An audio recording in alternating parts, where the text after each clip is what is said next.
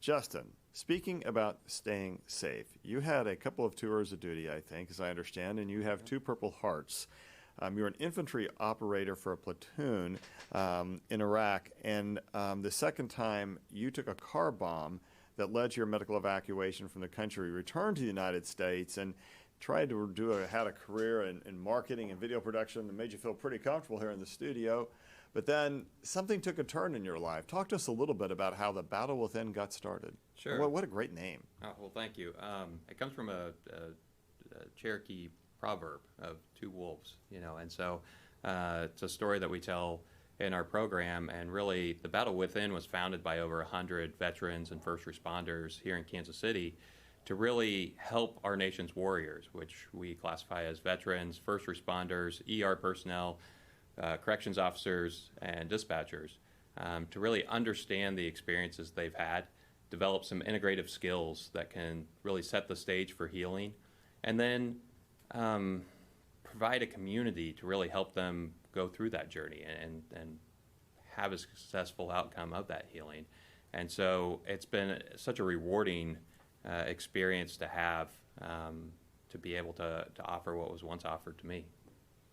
So talk to us a little bit about what was the decision that made you switch from marketing to Battle Within? Sure. Really, it was lived experience. I came back from the war and got back to trying to live the American dream, really going through life suppressing all the things that I thought I was handling very well. About 10 years after I returned, 2016, my stepdaughter actually started having suicidology and depression in high school. And for me, I'll just say kids should never be in a war zone. And so all these things that I had suppressed all of a sudden really reared up, and I was having a hard time with it. My wife was the one that recommended, hey, you need to go find some help, find some services. And I started that journey myself, went through several different programs and therapies, and ended up working with a group that we came together to found the Battle Within. And really, we started with a 5-day program that is very experiential and brings warriors from around the nation together for free for a week. And it's an opportunity, again, really to understand and share your experiences, realize that you're not alone in those, which is such a huge part of why people don't seek help. They feel that these experiences, nobody can understand them, nobody can help them process through them, and there's a lot of shame in seeking that help. So really to have that atmosphere where you can reach out to others like yourself and discover that you're not alone and that there is a path to healing. With COVID, we weren't able to do our inpatient programming. And so that's very challenging to make that phone call to somebody that really you are their hope and starting that path to getting better. And so we came together and we said, what can we do? And that's where we reached out to Whitney, our clinical director, and started the Frontline Therapy Network, which is a referral platform where we are able to match our frontline workers. We've expanded in the age of COVID from ER personnel to all medical personnel because they're all on the front lines these days.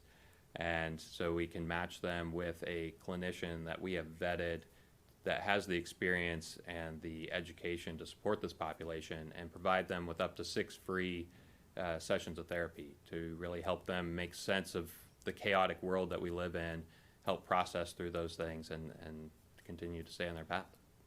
So Whitney, you're out there on the front lines as well then, dealing with people who have issues related to the trauma from service and being a first responder. Talk to us a little bit.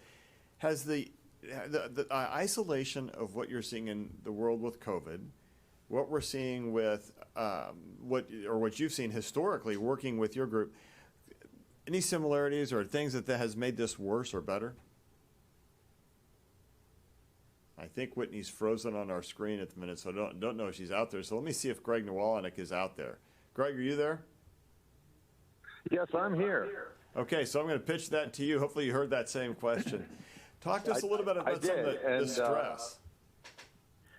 So I'll say this, we at the health system became familiar with the Battle Within and the Frontline Therapy Network.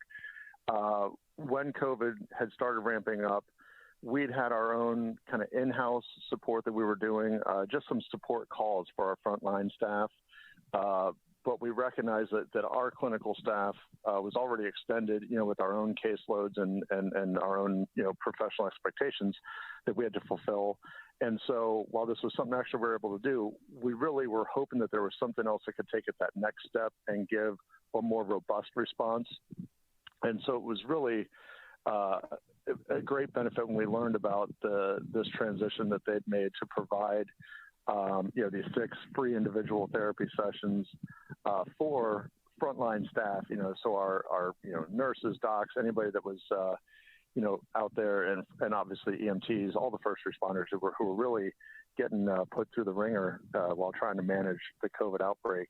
So it was really a great opportunity. And the thing that, to kind of really answer the question is,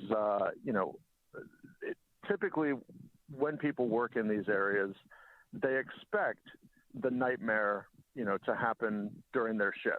When they go to work, destabilization and being kind of caught off guard is the norm.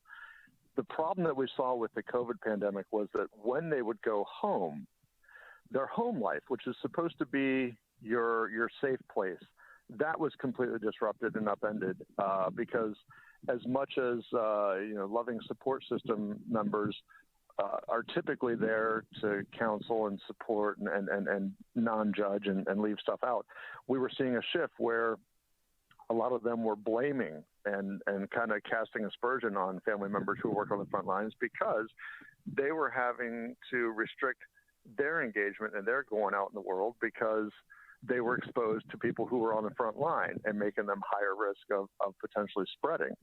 And so when you wind up with that, you really, these frontline workers had no safe space. It was, very difficult at work, difficult at home, and trying to navigate that, you really just need the mental health support and a safe place where you can go and process these feelings and really talk through what you're experiencing. So this service that the Frontline Network and Battle Within has offered has just been a complete game changer. Whitney, this sounds like, I think you're back with this. Glad to have you back. Talk to us a little bit about some of your work with the Frontline Network and the Battle Within, and especially about this impact of COVID-19 and isolation on veterans and first responders and people who we have turned to historically for service in the country. Yes. The main thing that we are seeing from all the folks we're serving right now is that they are reporting a lot of increased stress and anxiety, some depressive symptoms. They are experiencing something really unique, like all of us are. So whether they're working even as a staff member at a hospital in administration, perhaps they're calling and canceling lots of surgeries and getting a ton of disappointment thrown back at them over the phone. Or maybe they're on the front lines working in the ICU treating COVID patients, or they're first responders responding to all kinds of different distress calls from folks and not knowing what they're walking into. And so we have this incredible team at the Battle Within and a wonderful network of therapists who have a lot of experience working with veterans, first responders, medical personnel. They have a lot of experience with trauma, acute trauma, secondary trauma, and we're able to get folks resources that they need quickly, conveniently. They can do them virtually. They're starting to be able to do them in person as well. And we've tried to just remove all barriers to treatment so that this service is free to folks who need it. And we've got clinicians that can see people at all hours of the day, all days of the week. And it's been really a wonderful thing to be a part of and to offer the community in Kansas City and beyond. Yeah, that sounds like a really impressive thing. And so, Justin, how do you get funded? We are very lucky that we have a lot of great support from corporations and individuals. Veterans United, Blue KC, Humana, there's so many that have allowed us to do this work, that recognize that this is their opportunity to serve those that really serve our communities and serve our nation. Yeah, I think that's got to be a great thing, and congratulations on the great work, and thank you to the great work that all of you do. So Jill, let's see first if there's questions from media this morning, and if not, we'll turn to our listening audience. So how about our audience? Mallory wants to know, with society opening back up, what suggestions do you have for someone who is still terrified of going back out? Terrified to come back to work, or to go back out, or to come back to work. Both things can be true. Whitney, what do you think? Well, one of the things I talked a lot about in the work I've been doing with folks is that most of us have spent 2 to 3 months using hypervigilance in order to keep ourselves safe. And it's pretty hard to unwind all of that overnight. And so I encourage folks to do a few things. One is to stay careful and safe, to continue wearing your masks, to continue social distancing, to do excellent hand washing, to do your own kind of version of contact tracing if you are going to open your circle up a bit, just to see where people have been and what they're up to. Ask your employer about what they have available as far as mental health resources or support groups. I think it's really important to have practices that help you activate your parasympathetic nervous system or help you calm down. So whether that's breathing or walks outside or reading, meditation, mindfulness, those things are really critical when you're trying to shift from hypervigilance into some kind of renewed engagement with the world around you. Yeah, those are important things. Greg, is there any way to kind of do a graded approach and come back into the world gently so that you don't have to go all at once? Well, I think that this has been a really interesting situation, and I think that we're going to see research done on the psychology behind this reopening and just the general response to this. Because what I'm seeing is just within the last 2 weeks, it's like there's been a strange flip, though no real data or facts around COVID have changed. I think people hit kind of a point where they said, and I've heard people actually say this, I did what I was supposed to do. I did enough, and this is enough, and I'm going back out. And so it's like there's just this disregard for the proverbial wolf at the door, and people are just deciding, and I've seen a flip in the last 2 weeks where, if you went to go pick up curbside, if you didn't have a mask 2 weeks ago, you were the pariah. You better put your mask on, because who would you be to come here and not have your mask on? Now I go pick things up and I've got my mask on, and people, are clumped together. They're not wearing masks, and they look at me like I'm the goofball for still wearing the mask. And it's really an interesting situation to observe how people can kind of create their own psychological reality around the threat. And I don't think that, the medical message has changed. I think that everything is still, supposed to be cautious, supposed to be distant, supposed to be wearing masks.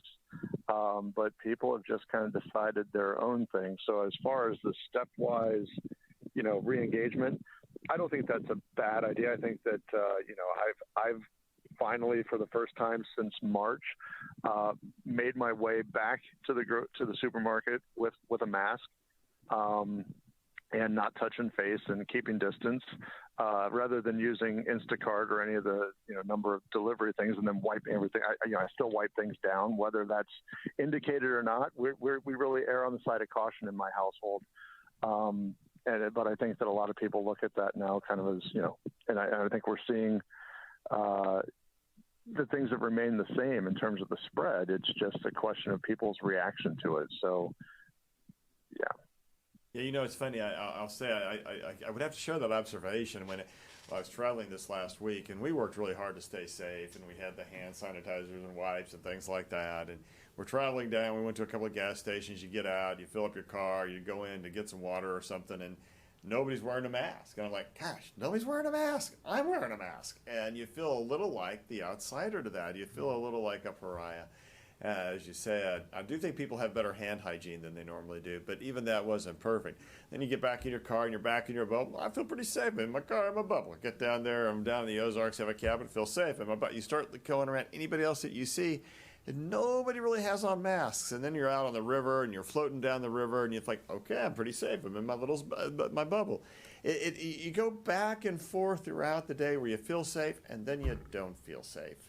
So as I turn to you back again, Justin, that had to be part of your experience in life. Sometimes you felt safe and sometimes you didn't feel safe. And man, it had to be hard to reconcile those two things. Yeah, and I think, Whitney talked about the hypervigilance, and that's something that we saw a lot in the military is every time you go outside the wire, you are hypervigilant. And those defensive, psychological defenses that you build up to really keep you safe, but also you kind of develop because every day, you could get killed. We got shot at a lot. We got blown up a lot in IEDs. And so you just that's your new norm.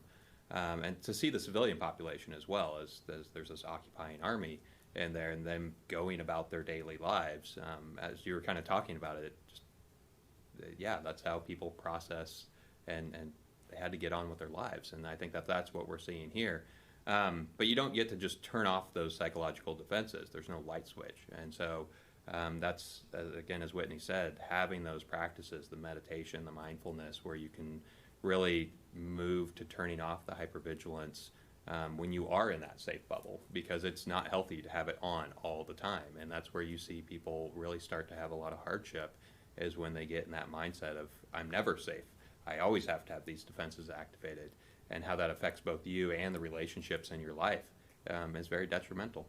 That's got to be hard. You and I talked a little bit about this before we started. Even with the concerns about police enforcement, police brutality, and the African American community, I'd say the African American community clearly doesn't feel safe around the police, and the police may not feel safe. And what a hard place for both groups to be in. Talk to us a little bit about how Battle Within can help with that. Sure. So the Battle Within, during the protest, we were invited by the police chief to come to the command post during the protest and really be there and support those officers during that time. And for me personally, I mean, it was really, we weren't anywhere near the front lines. We were back kind of where, as people would rotate off the protest line, that's where we were. So we were in this safe place. It was kind of that place where they could take off the armor. And almost to a person, as they walk through the door and you ask, how are you doing? How are you doing? And I'm good. And that's pretty much the stock response I think you find in all these communities, because that's the response you need to give, because these aren't one-on-one sports, they're team sports. And so you are dependent on the other people in your group, and they have to be good to be able to continue to function as a team. But really, as you talk to them and kind of within 5 minutes, they're telling their hardships, their issues that they're having, how much they're struggling with this. And to be able to be there and be that safe conduit where they can really process those things in real time helps them have mature responses when they return to the protest line. And I think that's really the key part of, we need to have an understanding of ourselves so we can understand others, so we can have a constructive conversation to really find a path that is better for our nation and healing for our nation. Yeah, these are hard times all around. Debbie says her husband has an appointment at Leavenworth VA next Monday, and she's wanting to know if it's safe to go. Can you speak to getting back to health care? Dana and I could probably take that on. I'll tell you, I don't think healthcare has ever been safer. The things that all hospitals are doing, and I know the VAs are doing it just as we are, around trying to be safe and make sure you're safe in clinic, are extraordinary. And I think are making a difference for us. We're not really seeing any transmission of the virus within a healthcare setting. And I think that's a big, bold statement, but I believe it to be true here at KU, and I think most places would say that it's true. I know a lot of the folks up at the Leavenworth VA, and they'll do everything they can to protect the veterans that they serve and the community that they take care of.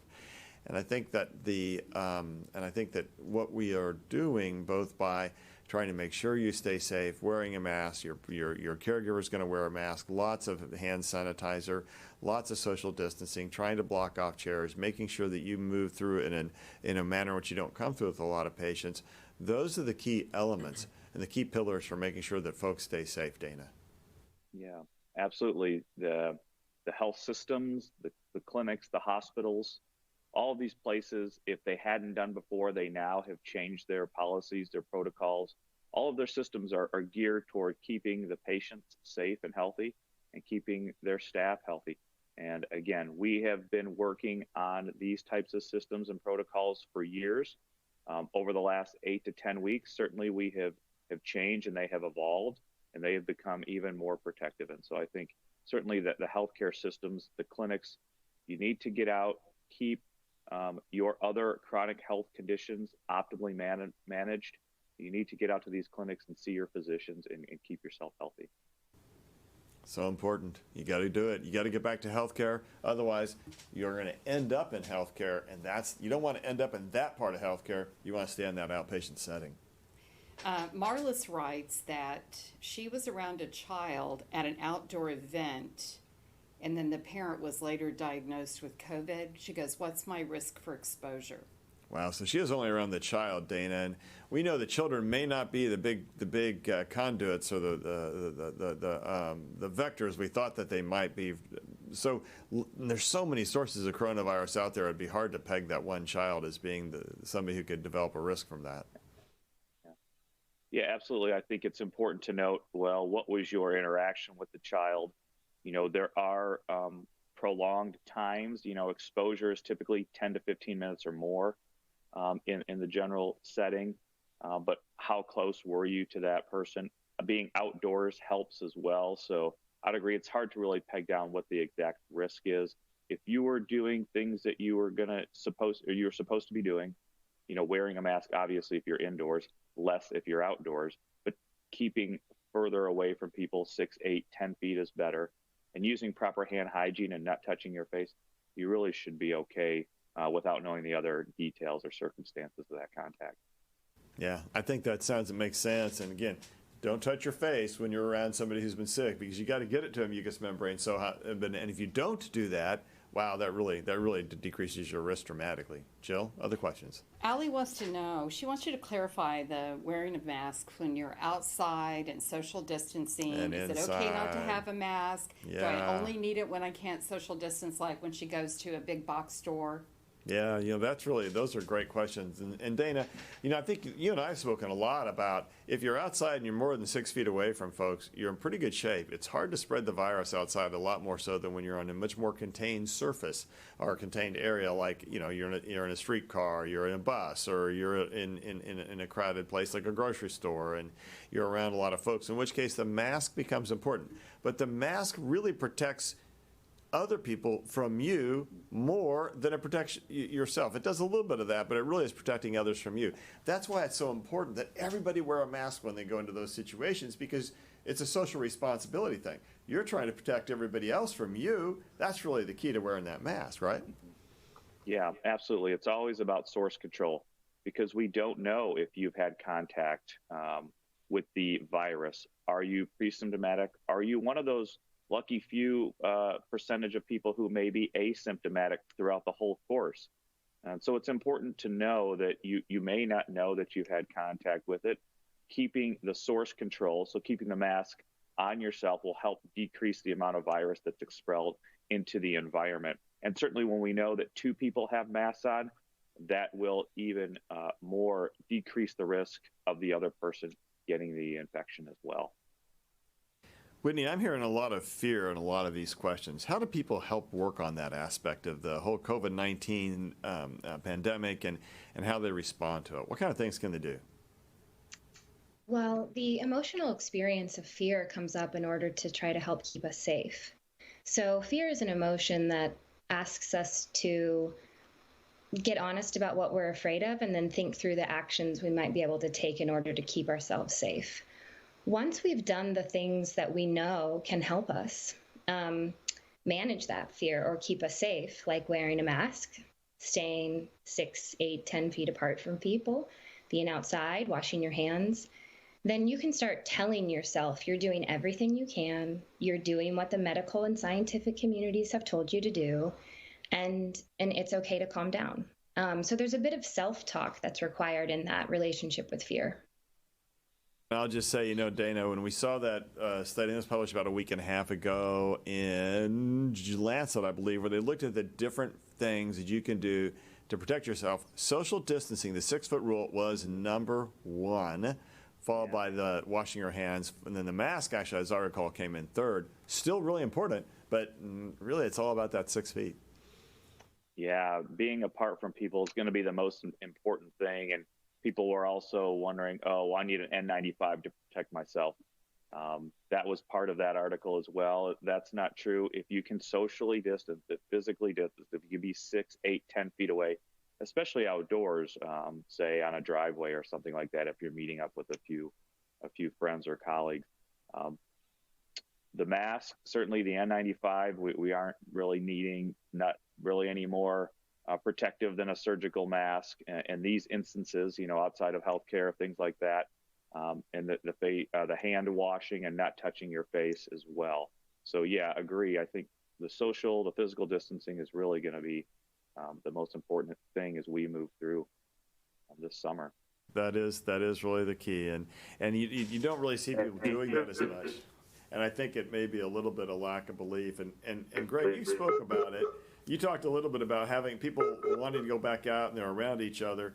Is there a certain need for that socialization that people just feel like they need to, and so they're just going to ignore the dangers? I mean, I think that that's absolutely a piece of it. I know that people have, been reliant on Zoom and distant, get-togethers that really, I think, has been sufficient to sustain us through a foreseeable period. But now that we're seeing this spread into a more chronic and persistent situation that we don't know when it's really going to let up, I think people are so hungry for the connection. And I'll tell you, the things that we used to take for granted are so impactful now. Like, I shared earlier that I went back to the grocery store, and the simple, most common thing of just selecting my own produce was like a gift. I couldn't, and so the bar's been set low in terms of what really can fill us now. And so I think that, where people kind of were sticking in their own bubble, and now we're starting to kind of share bubbles. I would encourage people to try to maintain that distance piece and recognize that at least seeing face to face, not through a technological interface, is going to be probably enough. It's going to feel better than you'd think. Sure, it's going to remind you that, I can't just hug you and just be right there, but at least just being in the same relative outdoor space, that's a plus. And like we talked about, Dr. Stites last week, I think it's very important that families have these discussions around what is the family plan? What are we going to do? How are we going to respond to this? We see people making their own decisions. What is our decision? What is our comfort level with risk? And how engaged are we going to be? What are we going to do? Because otherwise, the uncertainty and wondering, well, what does my spouse or partner feel like, or what do the kids feel like, and what do I feel like? That's going to create more anxiety and kind of compound the response. Whereas if you can have a calm, goal-oriented discussion around what is your plan, that'll really help to alleviate at least one area of concern. Justin, in your battle with your own and PTSD and fear, what you must have connected to a Greg or a Whitney. How did it go? What kind of things started opening doors for you to deal with some of the fear and anxiety? Sure. Really it was having the clinicians in the 5-day program when I went through provide the context, kind of provide, here's the neurological why you need meditation, because that fight or flight increases your amygdala and makes you go to that fight or flight at an instant, and meditation can help. But really having the support of the other warriors across all the different professions, because I think it's very easy for us to be like, well, we're veterans, nobody else can understand them, nobody else has been in a car bomb or been shot at in this way, so nobody else can help. But then you have a police officer, EMS, a fire, an ER personnel that has varied experiences of how they got there, but they're impacted in the same way. Their families are impacted in the same way. That really breaks it down to a human level. That really allows you to understand that this is something that you can overcome, and there is a lot of people that can help you through that process. And also you have to own it, and you have to do that work yourself. So having a clinician such as Whitney that can help kind of guide you through that process along the way as you build your own support scaffolding is huge. Now, think about building your own scaffolding to help find your way out so you can climb out of that fear and that angst every day. Jan lives at the lake with her husband. They are in their 60s. They have underlying health conditions. They also have 4 children, 20 grandkids that come and go during the summer. They're wanting to know, is it too risky, or should we call the summer off? Wow. Okay, Dana, here we go, trying to pass that judgment. Those are hard ones, aren't they? Wow, and we've talked about this before. There's this question about what is your level of risk and that you can tolerate in your life. Clearly, if you're down at the lake and you have a place, if your grandkids come to visit you and you have 20 of them, there's probably a decent likelihood that one of them will have had coronavirus, maybe not active. But you are going to run a few more risks. It just is. The question then becomes, what is your personal calculus? What's your own personal math? How much risk are you willing to entertain in order to do something with your grandkids? We were talking, Michelle, our interpreter, was with us before the program started about her dad and whether to take him down to Branson. And those are hard questions, and it's a personal calculus. The more that you can do to stay safe, stay in your own car, don't go outside, take your own food, prepare your own food, then you're going to decrease the risk. But outside folks coming into your bubble who you're not around all the time, that's just a little harder. Dana, what are your... Yeah, and when you're dealing with so many grandkids and things of that nature, those bubbles just expand. I think that's a difficult question. I agree with you. We have to take into our own personal risk versus benefit of doing all of these things. The other things you can do is when you are at the lake, obviously, if it's nice out, you can spend a lot of the time outdoors.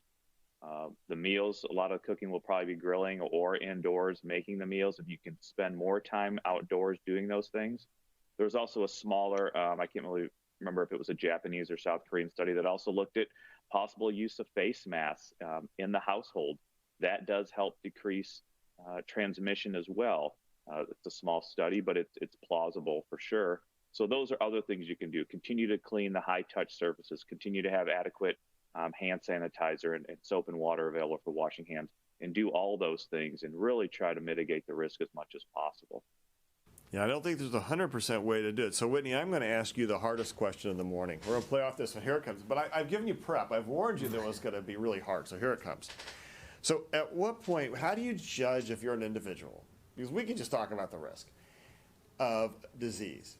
But that need for love and connection, how, as an individual, do you know that suddenly you need, or maybe not suddenly, but somehow you need more of love and connection than fear and trying to keep yourself safe?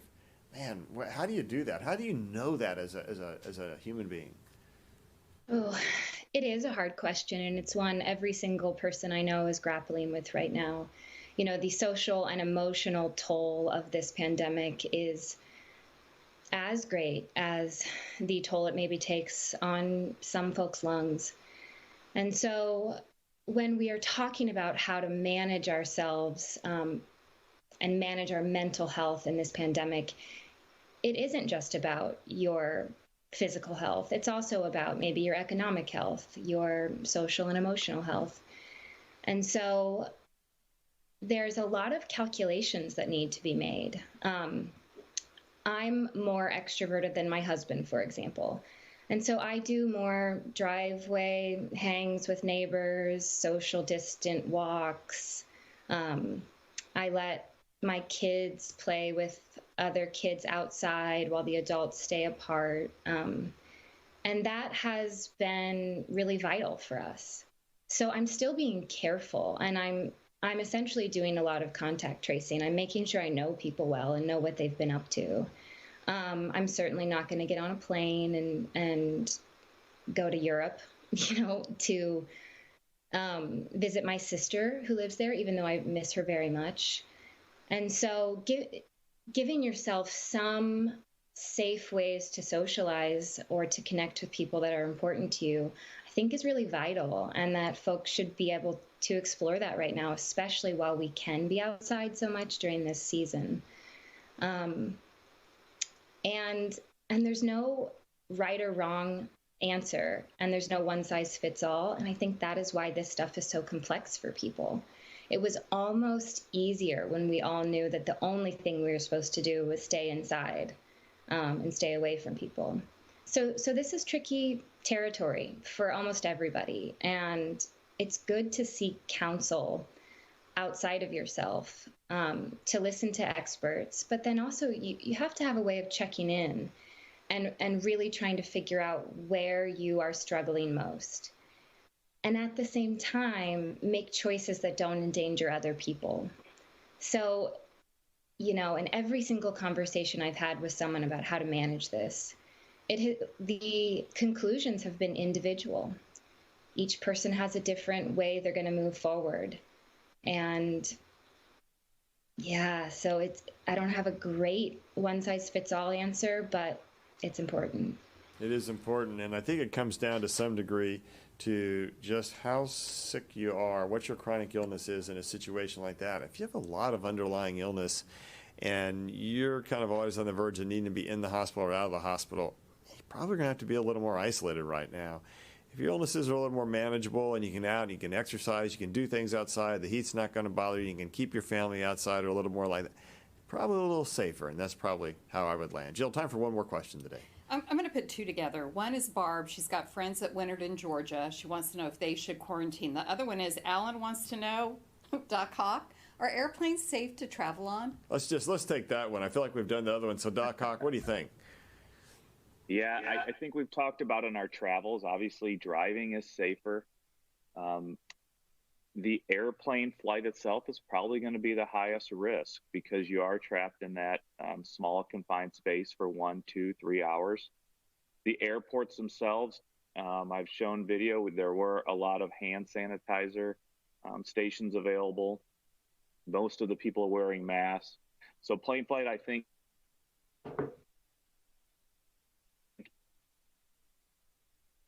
I know what he's going to say because we talk together so much. Plane flights are probably, they're a little more risky, but you could do things to make them safer, and then it just becomes your risk tolerance like the rest of life.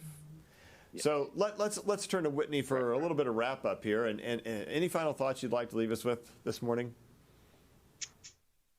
The final thought that I have for the community of listeners is that it's important to prioritize all aspects of your health right now. And maybe in our modern history, we haven't had,